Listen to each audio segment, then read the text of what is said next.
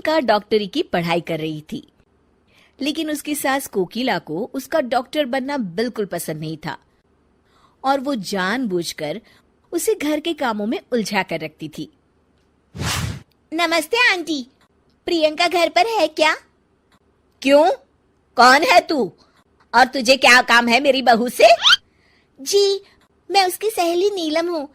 कल उसका एग्जाम है ना, और उसने मुझसे कुछ किताबें पढ़ने के लिए मंगाई थी, वही देने आई हूँ।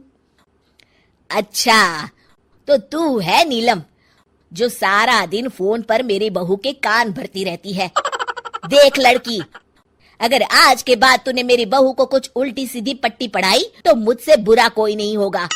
और खबरदार, अगर आज के बाद तूने मेरी बहू को फोन किया या दोबारा इस घर में दिखाई दी। अरे माँ जी, पता नहीं आप किस जमाने की औरत है। मैं तो सिर्फ आपकी बहू की मदद करना चाहती थी, लेकिन क्या करे, बेचारी की फूटी किस्मत है जो उसे आप जैसी सास मिली है। ठीक है, जाती हूँ मैं। हाँ हाँ जा, बड़ी आई मुझे भाषण देने वाली। तेरे जैसी बहुत देखी मैंने। शाम को प्रियंका अपने पति के साथ घर आती है। माँ जी, मेरी सहेली नीलम आई थी क्या?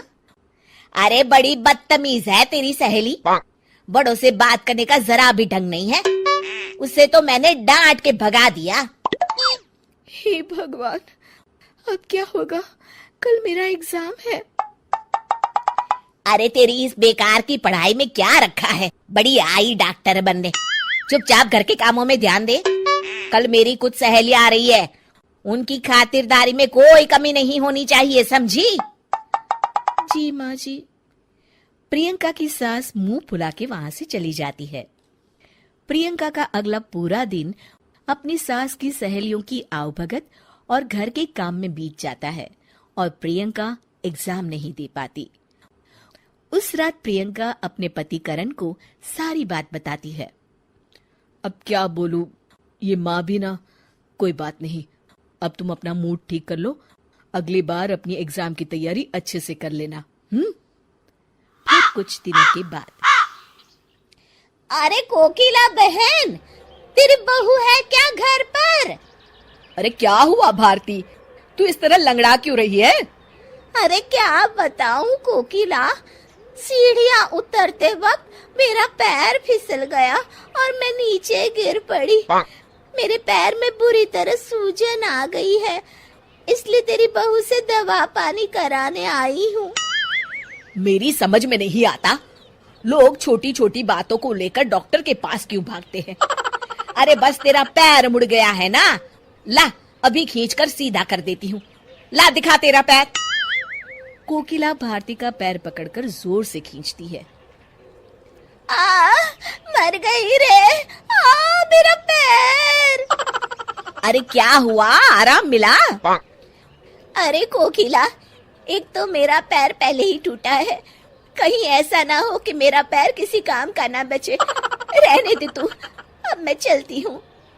भारती वहां से चली जाती है। थोड़ी देर के बाद प्रियंका घर आती है। अरे कहाँ मर गई थी सुबह से? माँ जी, मैं अपनी किताबें लेने गई थी। प्रियंका अपने कमरे में चली जाती है। अच्छा, इन किताबों ने इसका दिमाग खराब कर रखा है। ये किताबें ही सारी मुसीबत की जड़ है। क्या रद्दी पेपर, लोहा, प्लास्टिक, खाली बोतल। ए रद्दी वाले, यहाँ। जी माँ जी, अभी आया। ये सभी किताबें ले ले। अरे माँ जी, ये सब तो अंग्रेजी की बड़ी बड़ी महंगी किताबें लगती है, आप इन्हें क्यों बेच रही हैं? अरे नास पिटे, तुझे क्या करना है? कौन सी किताबें हैं कौन सी नहीं? तू तो बस अपना काम कर और इन्हें लेकर यहाँ से चला जा। जी माँ जी। रद्दी वाला प्रियंका की सारी किताबें लेकर चला जाता है। प्रियंका को जब इस बात का पता चलता है तो वो बहुत दुखी होती है और अपनी पढ़ाई पूरी करने के लिए लाइब्रेरी जाने लगती है। कुछ दिनों के बाद, अरे मर गई रे। क्या हुआ माँ, तुम्हारी तबीयत तो बहुत खराब हो गई है। आज अपने बंगाली बाबा के पास से दवाई लेकर नहीं आई आप? अरे नाम मत ले उस बंगाली बाबा का, वो तो खुद अपना इलाज नहीं कर सकता, मेरा इलाज क्या खाक करेगा।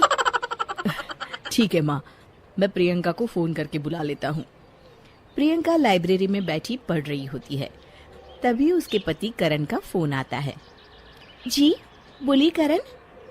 माँ की तबीयत ठीक नहीं है, तुम जल्दी घर आ जाओ ना। जी मैं अभी आती हूँ। थोड़ी देर के बाद प्रियंका घर पहुँचती है। क्या हुआ माँ जी? सुबह से माँ की तबीयत ठीक नहीं है। फिक्र मत कीजिए माँ जी, आप मुझे एक बार अपना चेकअप करने दीजिए, सब ठीक हो जाएगा। अच्छा ठीक है, बहू जैसी तेरी मर्जी। प्रियंका कोकिला का चेकअप करती है। शुक्र मनाइए माँ जी कि आपकी बीमारी वक्त रहते पता चल गई है, वरना आपका ये इन्फेक्शन फैल जाता और लेने के देने पड़ जाते। प्रियंका अपनी सास को एक इंजेक्शन लगा देती है और कुछ दवाइयाँ खाने के लिए दे देती है। अब आप एकदम ठीक हो जाएंगी। कुछ दिनों के बाद कोकिला पूरी तरह ठीक हो जाती है। अपनी बहू के साथ किए गए गलत व्यवहार को याद करके कोकिला को बड़ा बुरा लगता है और वो अपनी गलती का पश्चाताप करने के लिए अपनी बहू को उसकी किताबें लाकर देती है। मुझे माफ कर दे बहू, अगर तू सही वक्त पे मेरा इलाज नहीं करती तो पता नहीं क्या होता। अरे माँ जी, आप ये कैसी बातें कर रही हैं? मैंने जो भी किया वो तो बहू होने के नाते मेरा फर्ज था।